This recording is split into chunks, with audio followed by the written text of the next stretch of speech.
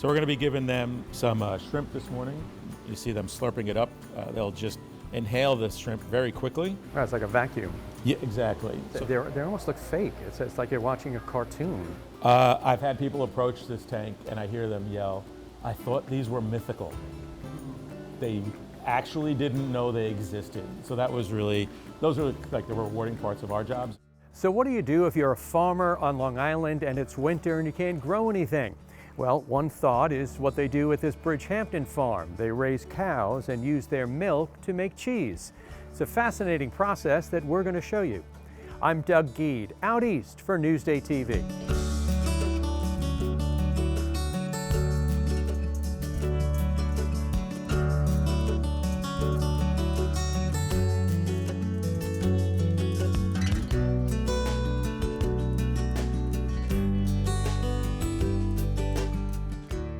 These lovely ladies are part of the family here at the Mecox Bay Dairy in Bridgehampton, one of a handful of farms open year-round on Long Island. It'll be one of the stops on our show. We'll also visit the Kent Animal Shelter in Calverton, which recently finished a multi-million-dollar restoration. Then we'll show you an out-of-the-way spot on the North Fork where you can get a closer look at out-of-this-world places. And after searching the skies, we'll go underwater and meet some of the fascinating creatures at the Long Island Aquarium. First, though, an historic South Fork farm where they're busy all year round.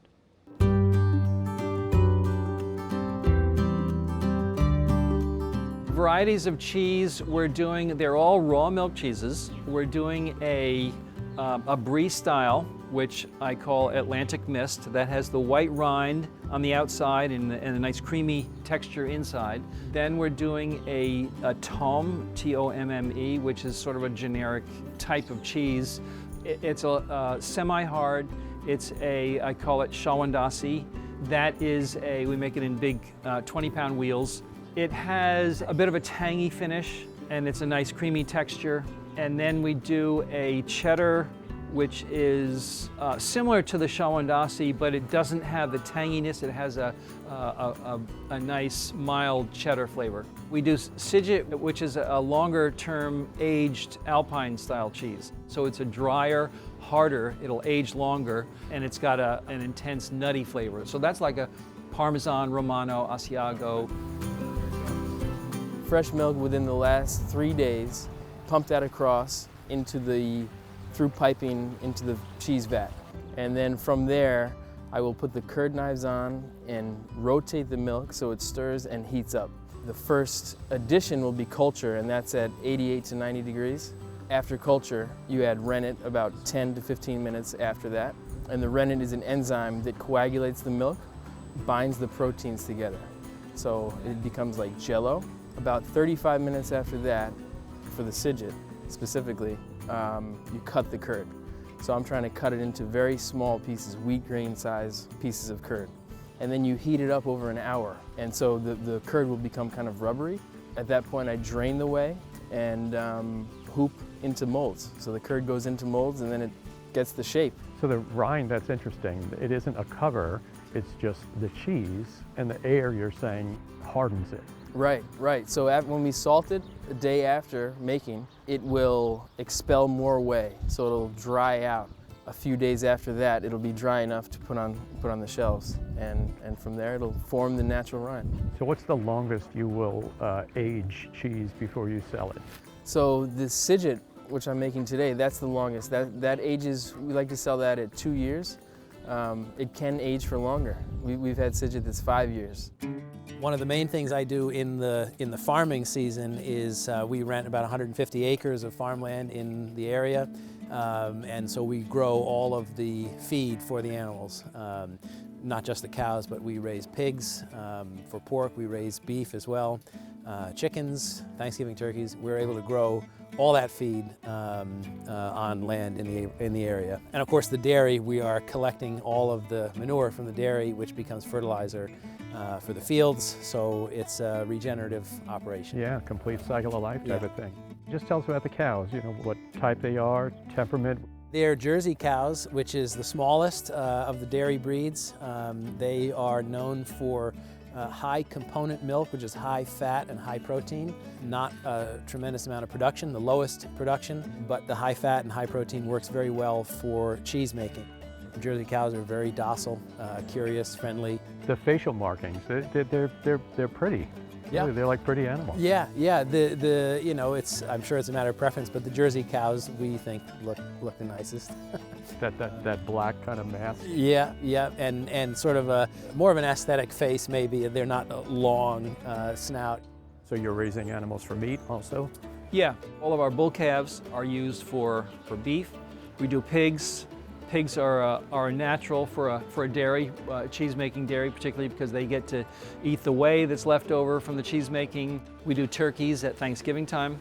So all of that's for sale here? You have a farm store here on the site? Yep, we have a farm store on site. We sell our raw milk, we sell our cheese, we sell the different cuts of meat. And that's year-round you're open, That's right? year-round, yes. I, in particular, do farmers markets. Dad, as well. All the family really is doing farmers markets, which is one of the main reasons why we wanted to transition to this model away from the more commercial agricultural model, because we are directly in touch with the people who are consuming the products that we're making. People have a genuine interest in what we're doing and why we're doing it and how we're doing it, and we like to talk about it, like to tell people about it. It's a mixture of art and science. So as a musician, the art side appeals to me. And making a product that people enjoy is very satisfying. To see people eat it and enjoy it, and makes me feel good.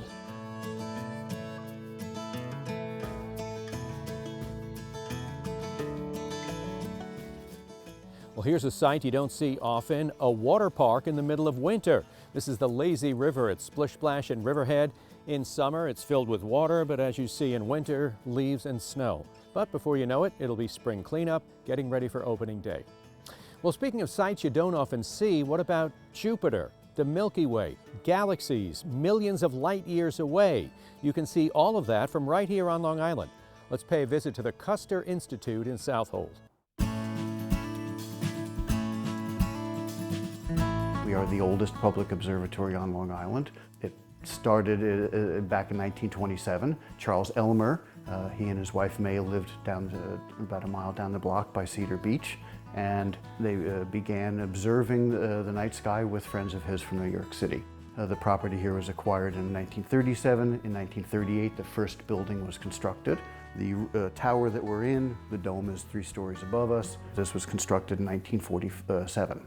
It did not become open to the public until the 1960s. We do outreach for the public every Saturday night. Visitors come, there's no appointments, no scheduling needed. The long-time saying about Custer is it's for the curious. So a lot of the visitors here, they've never been to an observatory before, they don't know what they're going to see. We try our best to show them exciting, interesting objects that are, impactful to them when they look through the eyepiece. Certainly the reaction from someone looking at Saturn for the first time, we get a wow. Do you have a favorite time of year? Because I know there's differences also with what you can see. Of course. Winter time, this is the time of the astronomy. It starts as the fall kicks in, and all of the winter, we be outside shivering. If it's snow, we be biting our lips, but you can see deep space objects. And for me, the jaw-dropping is the Leo triplets. You can see so far millions of lights away just to see these beautiful 3 galaxies dancing. You said millions of light years. Yes, millions of light years ago. Our solar system is very vast, and it took me a couple of years to realize how big our solar system is. Roughly, we have about 400 billion stars in our Milky Way. Andromeda, which is the next closer galaxy to us, is about 1 trillion stars. How many observatories are there in the world where you can just go and hang out there and look through telescopes and find like-minded people? One of the benefits of having an observatory here, the sky is dark, it's a little bit more remote. Southold town is, amenable to helping us reduce the light pollution at night. In the summer especially, we have a music program that our president runs, and so on those nights, if there's a concert, blankets on the lawn and lounging outside is a common sight, but even on non-event nights, if it's just a random Saturday where it's a clear sky, people will bring their own telescopes, their own binoculars, their own chairs, and enjoy the view. We have some antique telescopes up on the wall. We have a telescope from the 1850s that was made by Fitz. You know, it's a refracting telescope. Every now and then we'll actually set it up on the lawn and observe with that telescope. We have some classic telescopes from Alvin Clark. You know, he was a famous telescope maker. You know, the turn of the last century. You know, in addition to the dome upstairs, we have an observing shed on the outside. In that shed, we have a telescope with a camera, so we could set up, just show people, images on the screen. We have, 10-inch binocular telescope. It's kind of unique. I moved out here about 18 years ago and lived a couple blocks away. I was always fascinated by astronomy. And as a retiree, I felt like giving back. This is a great asset to Southold. We get a lot of children here. By fact, half our visitors are kids. And yeah, they're fascinated by the whole complex and looking around and then going upstairs, looking through the telescope, getting educated by our experts on astronomy and what they're seeing. I always enjoy letting the kids be able to use the telescope because most of the time you're like, well, can you see it? Can you see it? And if you're looking at Saturn, right? When you look through an eyepiece, it could look like just a small circle, but you'll just faintly see a ring around it. And with kids, it's the best reaction because of they won't tell you no. They're gonna tell you well, maybe I can see it. But we know when they can finally see it, they're like, oh, we can see it. Right. And that's kind of the magic of the moment. So I see seating up here. This is very cool. So the public is obviously Yes. allowed up here. We bring groups anywhere from 15 to 18 people at a time on Saturday nights. We just do them in groups and fill up the room, talk about the telescopes, talk about the dome, and even during when the weather's inclement, when we can't open the dome and are not observing, we still bring people up here to discuss the equipment. No, this is very cool up here. What we have here are two refracting telescopes. They're descendants of what Galileo used over 400 years ago. Obviously this swivels, right? Because you want to see the whole sky. This is a motorized mount. It's a German equatorial mount, which not only allows us to position the telescope anywhere we need to, but it also compensates for Earth's rotation. What I'm trying to do here as a volunteer is to simplify science. So I explained to not just the children, but to the adults coming in, saying that if you take a jetliner, we all take the jetliner, and if you aim towards the sun, nobody wants to go to the sun, but if you aim towards it, it will take us about 19 years, non-stop flight. Now, if you want to take the same airline and you want to be like, oh, I want to go to see the Pluto, the same plane, non-stop flight will take you 800 years. And a telescope is a time machine. Everything that you're seeing through a telescope, it's light that has taken a certain amount of time to travel here. So you are looking back in time as the item was when the light left it, be it an hour ago, a year ago, 4 years ago, or 20 million years ago.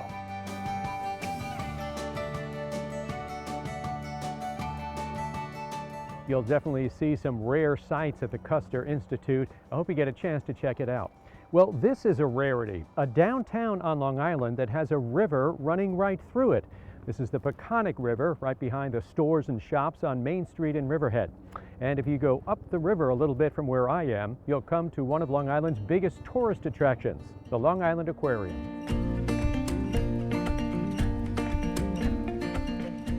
It's massive compared to when we first opened. We've been adding new habitats throughout the years. We're on 3.2 acres. We also have the hotel next door and the marina with the canoe and kayak rentals, so it's definitely a destination. A number of the animals here were originals. The 4 sand tigers that are in there now were from the Freeport area. They were maybe 30 inches long, and now they're 10 feet long and 400 pounds. I've got some clownfish that are 28 years old now. I've got some fish, some corals that are now 35 years old. Corals are amazing. To the general public, they look like colorful rocks. Corals are animals. They're related to jellies and anemones. Are they territorial? Very much so. Corals want to secure their spot on the reef. So they have sweeper tentacles, similar to like a sea jelly, a jellyfish has, loaded with stinging cells. so they will sting and kill their neighbors. They'll try to outgrow them. If you can overshadow them, take that light away, then they can secure their spot. So it's a very competitive world. It looks very static when we're looking at it. You're like, oh, this is really beautiful, and it is, but it's a very dynamic, aggressive world.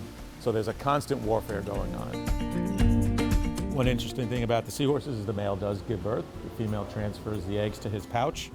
I see that one guy there holding on with his tail. That's what they do all the time. Yeah, they don't want to be out in the open water, so they're just an oddly shaped fish, and they use that to hold on to, so they don't get like drawn out into open currents. So we're going to be giving them some shrimp this morning. You see them slurping it up. They'll just inhale the shrimp very quickly. Oh, it's like a vacuum. Yeah, exactly. So They almost look fake. It's like you're watching a cartoon. I've had people approach this tank, and I hear them yell, I thought these were mythical. They actually didn't know they existed. So that was really, those are like the rewarding parts of our jobs, is when we do open eyes to a lot of the. So this is Pam. Pam is actually our very first born here at the aquarium. She just turned 16 years old.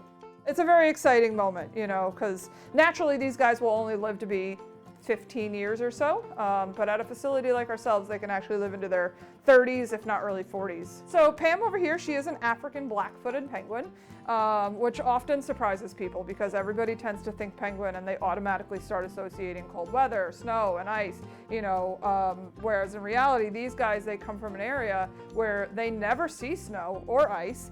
When it gets too cold, we actually have to bring them inside. We have to tuck them away to keep them nice and warm. And they are, you know, they're awkward walking, but they're amazing swimmers, aren't they? They are. They're really built for life in the water.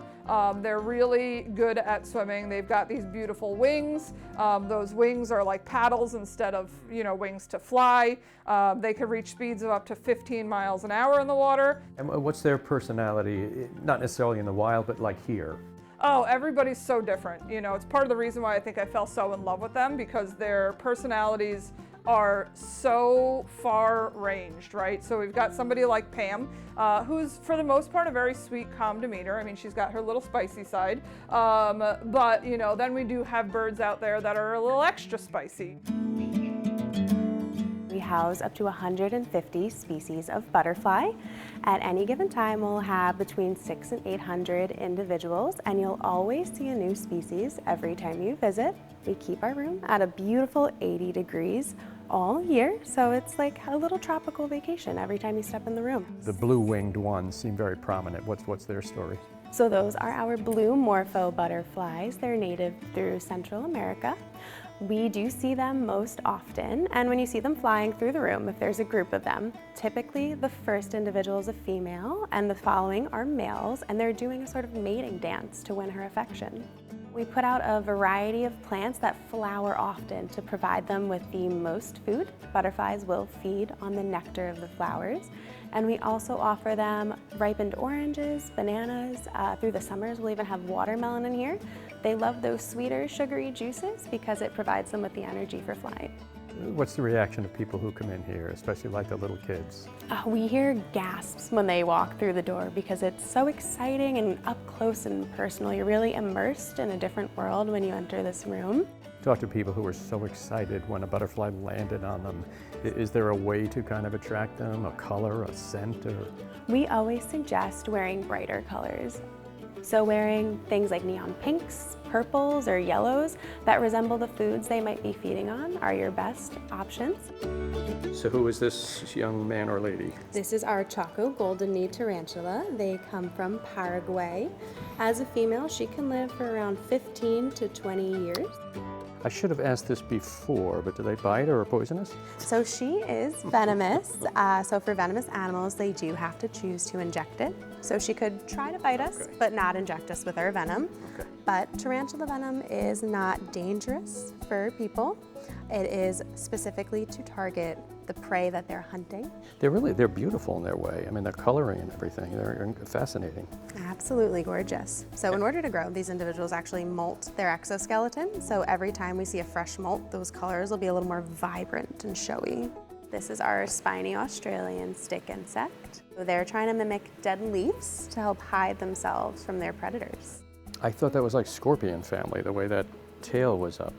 When she lays her eggs, there's kind of a little hook at the end of her tail, and she'll fling them to distribute the eggs randomly to help give them the best chance of survival.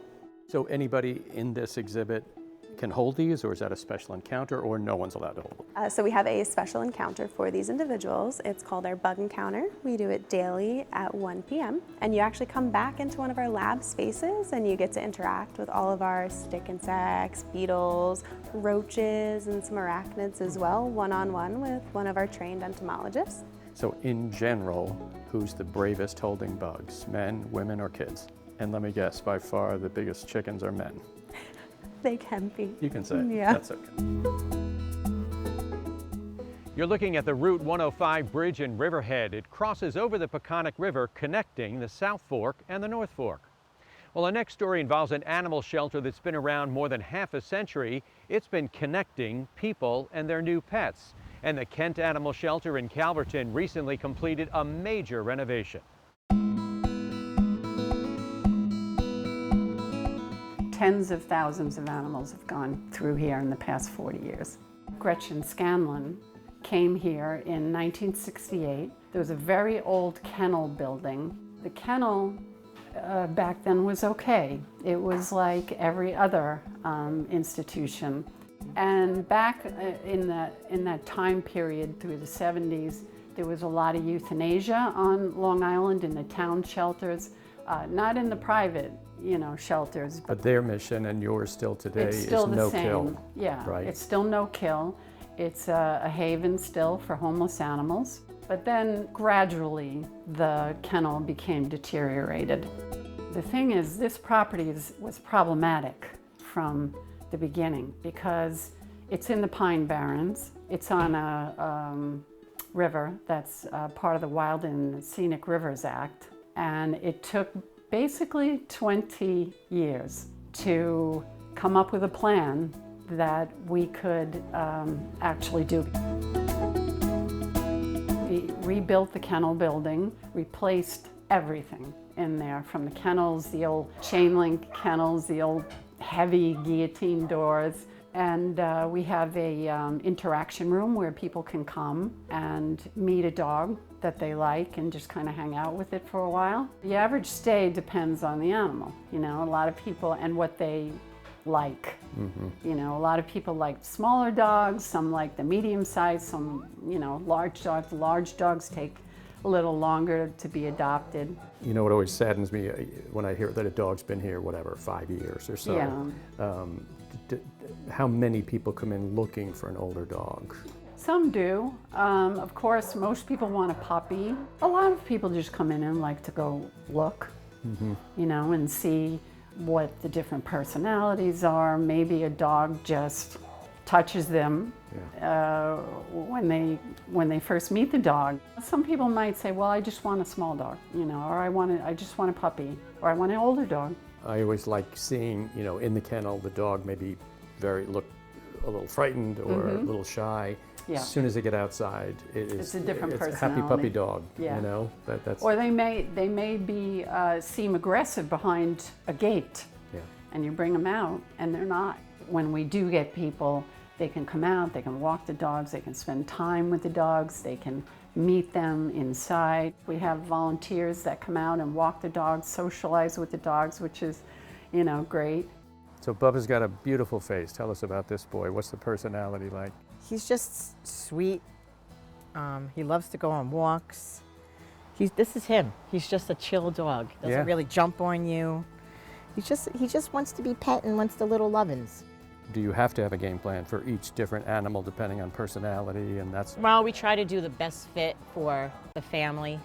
Somebody's coming in and they live in an apartment and we have like a very, very high energy dog. We kind of shy away from putting like a dog that's very high energy in an apartment. Yeah. We would rather have them in a fenced yard.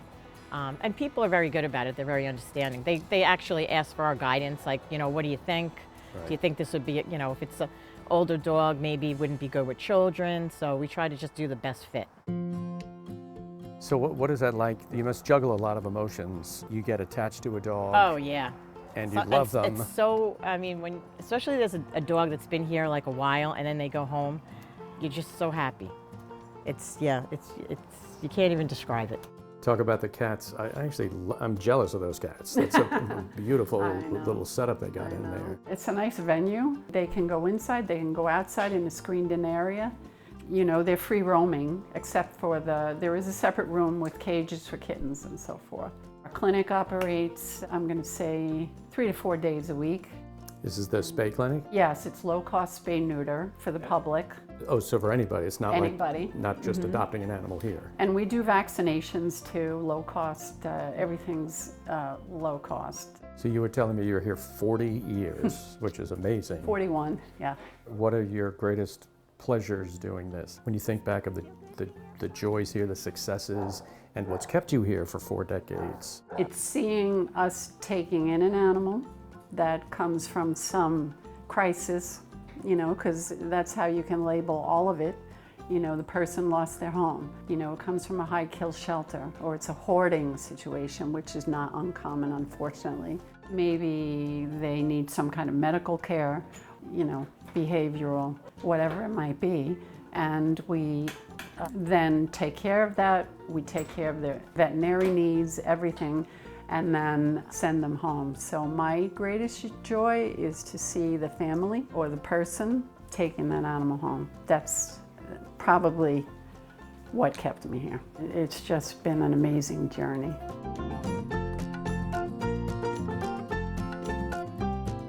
I hope you enjoyed our little journey around the East End, the most unique part of Long Island. And we have plenty of interesting places to show you in the months ahead, including this home where the buffalo roam. I'm Doug Geed. Thanks for watching. We'll see you next time out east for Newsday TV.